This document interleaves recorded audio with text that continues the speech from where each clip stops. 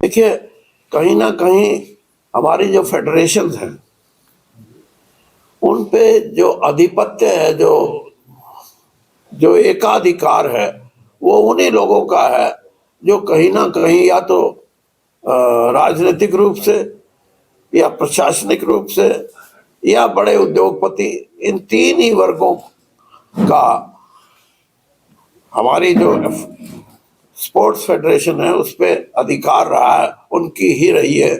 और मैं ये बात अब से नहीं, बहुत पहले से कह रहा हूं कि फेडरेशन के सिस्टम को स्ट्रीमलाइन करना चाहिए ताकि एक ही सिस्टम में घुसे हुए लोग सारी उम्र के लिए काबू ना कर सकें।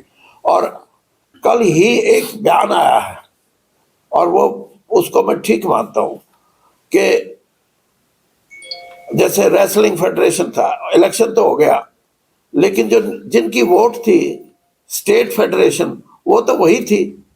तो स्टेट फेडरेशन को भी दोबारा से उनमें कुछ सुधार लाके दोबारा से ऐसी चीजें इंट्रोड्यूस करनी चाहिए जिससे कि उसमें जो डेमोक्रेटिक सिस्टम है वो बरकरार रहे। वरना तो आप बदल ही नहीं सकते, एक जिस ग्रुप ने पकड़ लिया वही पकड़े रहेगा। राहुल गांधी लगातार हरियाणा का दौरा कर रहे हैं, आज भी झज्जर के छाड़ा गांव में पहुंचे हैं, खिलाड़ियों से मुलाकात की है उन्होंने। देखिए, अब जो जो चुनाव नजदीक आएगा सभी यही कोशिश करेंगे।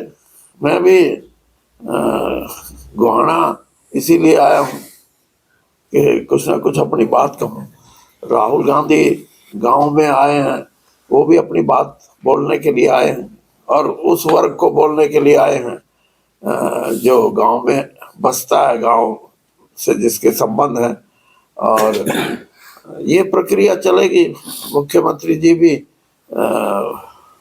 अपने तरीके से वो भी संवाद करके कोशिश कर रहे हैं लोगों में गांव में जाने की। भूपेंद्र सिंह हुड्डा कौन से रोष रैली कर रहे हैं और जन आक्रोश, और आप पार्टी अपने तरीके से लोगों के बीच में चल रही है। तो ये प्रयास हैं राजनीतिक दलों के। और जो जो चुनाव नजदीक आएगा, मुझे एक बात और जो आप शायद ना पूछो लेकिन मैं बताना चाहता हूँ, मुझे लगता है कि हरियाणा का असेंबली का और लोकसभा का चुनाव, मेरा आंकलन ये है, इकट्ठा होगा। तो आपने एक बात कही थी सर कि गठबंधन टूट जाएगा, जल्दी बार-बार एक बात कहते हैं आप। जेजेपी बीजेपी गठबंधन को लेकर जो है प्रयास लगाया जाएगा, तो पुरानी वाली बात वैसे। बाकी अगर फिर भी पूछना है सर, आप कह रहे थे देश की अर्थव्यवस्था सुधार में है, लेकिन पहले इनकी स्वाद वाली बात है या पहले हाँ बोलो जी। गठबंधन को लेके आप जवाब दे रहे थे सर। हाँ, जेजेपी बीजेपी गठबंधन टूटेगा, देख लेना आप। मेरा तो स्टैंड साफ है। मैं तो I don't want to repeat it, लेकिन मैं ये बता रहा हूँ ये गठबंधन टूटेगा। और हो सकता है कि जल्द ही ऐसी बात आपके हमारे सामने आ जाए। लगातार जिस तरह से विजेंद्र सिंह की भी चुनाव लड़ने की बात सामने आ रही है, वहाँ कुलदीप बिश्नोई भी दावा कर रहे हैं, तो क्या रहेगा उचाना सीट को लेकर भी? लोकसभा जब गठबंधन ही नहीं होगा तो फिर रहेगा क्या? वही रहेगा जो होगा। कुलदीप बिश्नोई भी दावेदारी कर रहे हैं ना वहाँ से। कौन है कुलदीप बिश्नोई?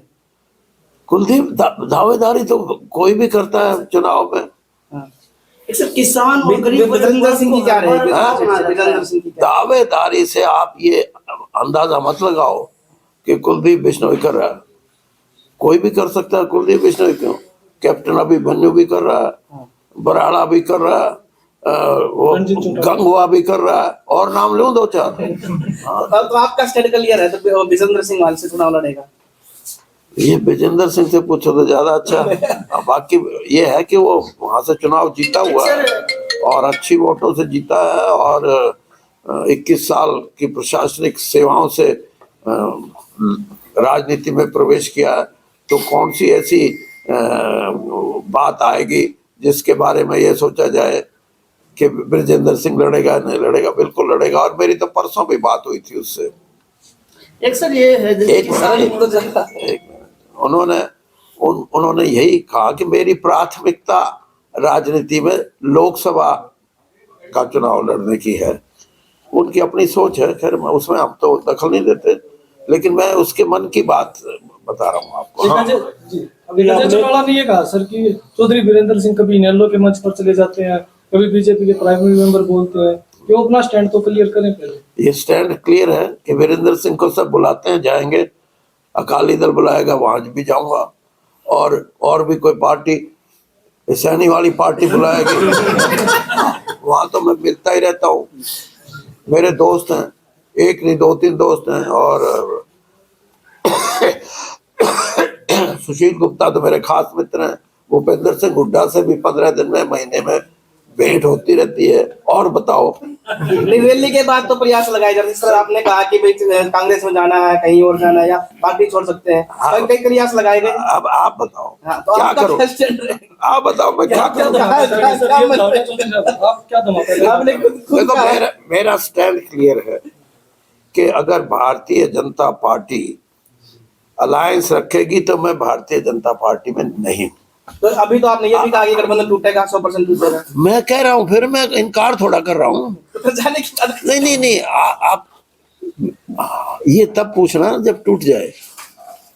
आज मेरा स्टैंड साफ है कि भारतीय जनता पार्टी को कोई जरूरत नहीं है जेजेपी से अलायंस रखने की, और जेजेपी को 5 साल के लिए अर्नड लीव पे चला जाना चाहिए। उनके वोट ही नहीं आवे हरियाणा में। तो दुष्यंत के विधायक भी बीजेपी के वोट मांग रहे हैं, दादा राम कुमार गौतम बीजेपी के वोट मांग रहे हैं।